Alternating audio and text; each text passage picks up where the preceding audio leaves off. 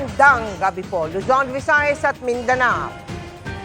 Pinayagan ng Iran na makapaglayag ng ligtas at walang hadlang sa Strait of Hormuz ang mga barko at tripulante ng Pilipinas sa gitna ng limitadong operasyon doon dahil sa giyera sa Middle East. 5 linggo nang nagpapatuloy ang giyera at sa mga susunod pang linggo, titindihin pa raw ng Amerika ang pag-atake sa Iran ayon kay US President Donald Trump.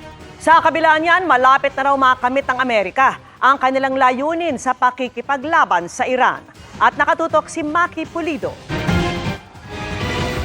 Makalipas ang mahigit isang buwang giyera sa pagitan ng Iran at ng magkasani puwersang Amerika at Israel, sinabi ni US President Donald Trump na malapit nang makamit ng Amerika ang mga layunin nila sa pakikipaggiyera roon. We are systematically dismantling the regime's ability to threaten America or project power outside of their borders. I'm pleased to say that these core strategic objectives are nearing completion. Ayon kay Trump, tila napulbos na ang Iran. Na-eliminate na anya kasi ang kanilang militar. They were the bully of the Middle East, but they're the bully no longer. Hindi na raw banta ang Iran pero magpapatuloy pa rin ang kanilang pag-atake roon sa mga susunod na linggo. We're going to hit them extremely hard over the next 2 to 3 weeks. We're going to bring them back to the Stone Ages where they belong.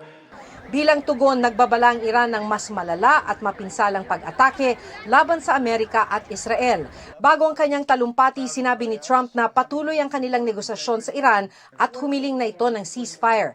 Itinanggihan ng Iran.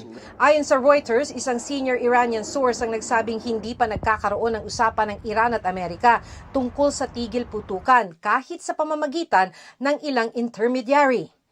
If there is no deal, we are going to hit each and every one of their electric generating plants very hard and probably simultaneously. We have not hit their oil, even though that's the easiest target of all, because it would not give them even a small chance of survival or rebuilding. But we could hit it and it would be gone. Sa isang press conference, tinawag ni Trump ang pansin ng iba't ibang bansa tulad ng France, China, Japan at South Korea para bantayan ang Strait of Hormuz. Para sa political analyst na si Professor Aris Arugay, naghahanap na ang Amerika ng paraan para tapusin ang gyerang sinimulan nila. Hindi naman daw kasi pwedeng aminin ni Trump na nagkamali sila at di inakalang sa pag-atake sa Iran ay apektadong ekonomiya ng buong mundo, pati ng Amerika. They don't want to phrase it na parang, teka, nasunog yata kami dun sa desisyon namin, no?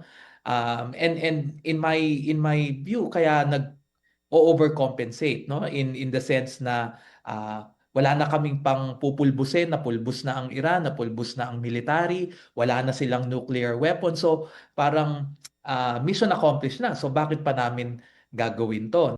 Sabi ni Arugay, ipinakita ng gyerang ito na dapat maging maayos ang diplomatic relations ng Pilipinas sa Iran. The world now has discovered how much power Iran has by mere possession of control over the Strait of Hormuz. Sa pagpapatuloy ng gyera sa Middle East, tuloy rin ang pagsirit ng presyo ng langis.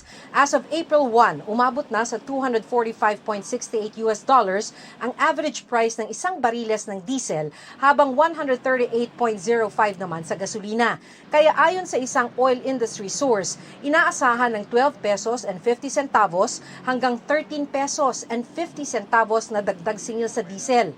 4 pesos hanggang 5 pesos naman sa gasoline. Wala pong jeep ma'am na nagpaaparga. Sobrang taas ng diesel. Kaganina pa pong umaga ma'am, simula po pag-start ko. Matumal na kami ngayon. Hindi katulad dati. Yung sunod-sunod. Sabi ng ating Department of Foreign Affairs, nakausap na sa telepono ni Secretary Teresa Lazaro si Iranian Foreign Minister Said Abbas Araghchi. Tiniyak daw ni Araghchi na papayagan ng Iran ang pagdaan sa Strait of Hormuz ng Philippine flag vessels pati ng mga energy source ng bansa at mga tripulanteng Pilipino. Sabi ng DFA, makatutulong ito para matiyak ang seguridad sa enerhiya ng Pilipinas. Maki Pulido, nakatutok, 24 oras.